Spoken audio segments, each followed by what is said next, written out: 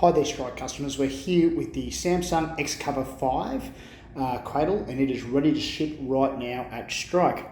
And it simply docks down there onto the USB-C, and it is working.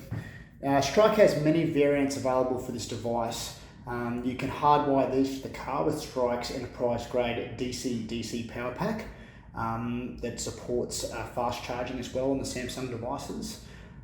Also, you can use a DIY install of ours, which is where you use a windscreen mount and a cigarette lighter adapter charger to charge the device, again at enterprise grade standards and fast charging.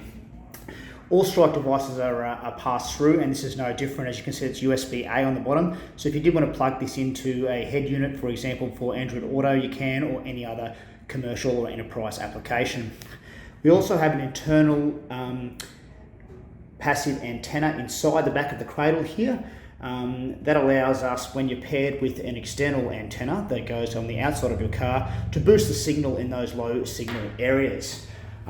These are engineered to withstand up to 25 Gs in the event of an accident, a truly enterprise grade product, and they're available from Strike right now.